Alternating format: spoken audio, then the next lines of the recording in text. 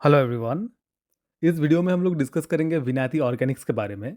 ये हमारे chemical stock analysis series का 5th वीडियो है। अगर आपको नहीं पता तो हम बता दें कि हमारे चैनल में हम लोग केमिकल स्टॉक्स का इन डिटेल एनालिसिस कर रहे हैं, क्योंकि हमको लगता है कि केमिकल सेक्टर जो है वो ऑलमोस्ट बॉटम्ड आउट हो चुका है और आने वाले 2-3 साल में इस सेक्टर में एक बड़ी तेज़ी आ सकती है। तो इसीलिए इस सेक्टर के जो अच्छे और पॉपुलर स्टॉक्स हैं हम उनका एनालिसिस करते रहते हैं। आप आई बटन पे क्लिक करके हमारे जो बाकी केमिकल स्टॉक्स हैं उनका वीडियोस देख सकते हैं। इस वीडियो में हम लोग शाउट आउट देना चाहेंगे अनिल शिंदे जी को। उन्होंने इस स्टॉक के बारे में रिक्वेस्ट किया था। हम हमारे चैनल में स्टॉक्स का आईपीओस का बहुत ही डिटेल में एनालिसिस करते हैं और हम जितना डिटेल में और आसान भाषा में स्टॉक्स का एनालिसिस करके आपको बताते हैं वो शायद ही आपको और किसी चैनल में देखने को मिले। तो इसीलिए हमारे चैनल को सब्सक्राइब ज़रूर कर लीजिए ताकि आपसे कोई भी वीडियो मिस ना हो। तो चलिए पहले देख लेते हैं कि विनाती ऑर्गेनिक्स का बिजनेस मॉडल क्या है। तो यहाँ पे हम पढ़ सकते हैं, Vinati organics limited manufactures speciality chemicals intermediaries and monomers. आप लोगों ने पॉलीमर तो सुना होगा, तो ये मोनोमर से ही पॉलीमर्स बनते हैं। और स्पेशलिटी ऑर्गेनिक इंटरमीडिएरीज जो होते हैं इनका बहुत सारा एप्लीकेशन होता है।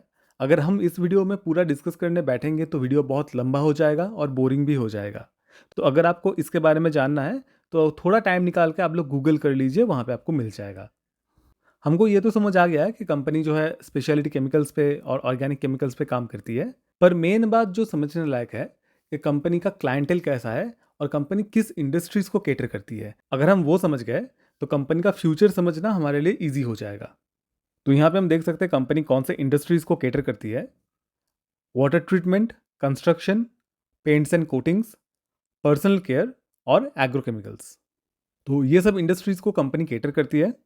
अगर हम कंपनी का क्लाइंटेल देखें, Chemtall Inc, BASF corporation, Mitsubishi corporation, SNF, Dow Europe GmbH, तो कुछ बहुत ही बड़े क्लाइंट्स हैं इस कंपनी के पास। विनाती ऑर्गेनिक्स अभी 580 करोड़ का केपेक्स भी कर रही है। तो अभी अगर आ जाए हम इसके फंडामेंटल पे, तो करंट प्राइस चल रहा है 1634 का, मार्केट कैप है 16,000 करोड़ के आसपास, स्टॉक पी है 48.2, ROC है 30.4%, ROE है 22.6%, PG रेशियो है 1.85।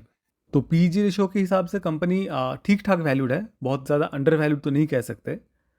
ROE ROC अच्छा है, पर इंडस्ट्री के हिसाब से या फिर कंपटीशन के हिसाब से थोड़ा हमको कम लग रहा है। स्टॉक पी जो है वो थोड़ा ज़्यादा देखने के लिए मिल रहा है, पर केमिकल सेक्टर में पी थोड़ा एवरेज से ज़्यादा ही चलता है। अगर हम कंपनी का ग्रोथ देखें तो EPS ग्रोथ 3 साल में 11.1% है, 5 साल में 26% है। सेल्स ग्रोथ 3 साल में 26.4% है और 5 साल में 23.3% है। तो ग्रोथ ऐसे तो ठीक है, पर हम ऑलरेडी कुछ कुछ कंपनीज में, केमिकल सेक्टर के कंपनीज में इतना ग्रोथ देख चुके हैं, उसके हिसाब से ये ग्रोथ हमको उतना इम्प्रेसिव नहीं लग रहा है।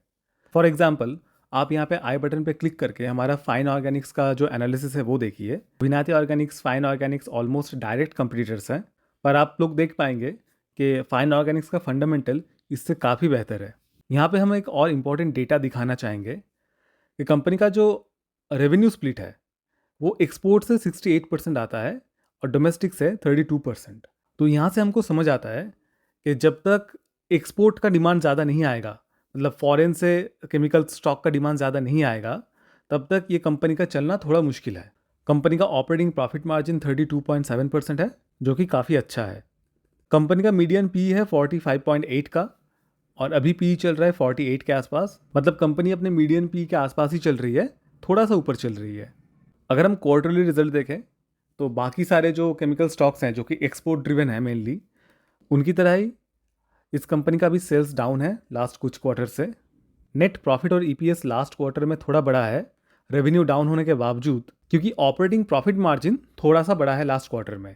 अगर हम ईयरली रिजल्ट देखें तो 2021 से कंटिन्यूसली कंपनी का जो सेल्स है वो बढ़ रहा है। करंट फिनेंशियल ईयर में भी जो सेल्स है वो प्रीवियस फिनेंशियल ईयर से ज़्यादा होगी, पर हाँ, कंपनी का प्रॉफिट मार्जिन थोड़ा ड्रॉप किया है।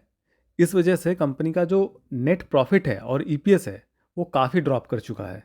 अगर हम इस कंपनी का कंपाउंडेड ग्रोथ देखें तो 10 साल में सेल्स ग्रोथ है 14%, प्रॉफिट ग्रोथ है 21% और स्टॉक प्राइस CAGR है 29%।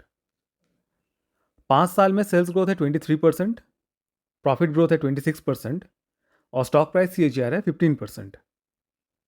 3 साल में सेल्स ग्रोथ है 26%, प्रॉफिट ग्रोथ है 11% और स्टॉक प्राइस CAGR है 5%।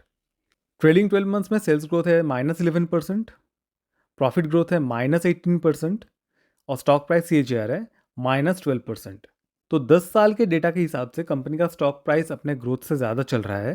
पर अगर हम 5 साल और 3 साल का डेटा देखें तो उसके हिसाब से कंपनी हमको काफ़ी अंडर वैल्यूड देखने के लिए मिल रही है। अगर हम कंपनी का शेयर होल्डिंग पैटर्न देखें तो प्रोमोटर्स का स्टेक 74.06% पे एकदम स्टेबल है। एफआईएस का स्टेक 4.71% है। हर क्वार्टर में एफआईएस अपना स्टेक थोड़ा बहुत बढ़ाते घटाते रहते हैं, फिर भी ऑलमोस्ट 3 साल से एफआईएस का स्टेक यहाँ पे 4% से ऊपर ही है। डीआईएस ने लास्ट क्वार्टर में अपना स्टेक थोड़ा सा कम किया है और करेंटली उनका स्टेक है 7.55% का। पब्लिक का शेयर होल्डिंग लास्ट क्वार्टर में थोड़ा बड़ा है और करेंटली है 13.69% पे। अगर हम स्टॉक के टेक्निकल चार्ट पे आ जाएं तो ये डेली टाइम फ्रेम में हमको एक वेज फॉर्म होता हुआ दिख रहा है और इस वेज का टारगेट निकल के आ रहा है ऑलमोस्ट 170 पॉइंट्स का। मतलब ये वेज अगर नीचे की तरफ ब्रेकआउट देती है तो मान लीजिए अगर 610 के नीचे ब्रेकआउट देती है तो स्टॉक प्राइस जो है वो 1440 तक आ सकता है। और अगर ऊपर की तरफ ब्रेकआउट देती है अराउंड 1700 के आसपास तो स्टॉक प्राइस जो है वो 1870 तक जा सकता है। पर हाँ, अभी स्टॉक में किसी भी तरह में ब्रेकआउट नहीं आया है तो इसके बारे में हम फाइनल कुछ बोल नहीं सकते। अगर ये स्टॉक किसी भी तरह में ब्रेकआउट देती है तो हम तब वीडियो बना के आपको ज़रूर बताएंगे, तो इसीलिए हमारे चैनल को सब्सक्राइब करके रखें। अगर हम फंड हाउसेस का रिपोर्ट देखें तो करंटली एक ही रिपोर्ट एक्टिव है, वो है HDFC सिक्योरिटीज़ का, और उन्होंने इस स्टॉक पे सेल रिकमेंडेशन दिया है और टारगेट दिया है 1416 का, जो कि हमारा जो डाउन साइड में टेक्निकल टारगेट आ रहा है 1440 का, उसके बहुत ही करीब है। पर हाँ, याद रखिएगा अभी ब्रेकआउट नहीं आया है तो टेक्निकल टारगेट अभी कंफर्म नहीं है। तो अभी अगर हम कंक्लूजन पे आए कि स्टॉक हमको लेना चाहिए कि नहीं, तो ये कंपनी हमको किसी भी एंगल से ख़राब नहीं लग रही है, अच्छी कंपनी है।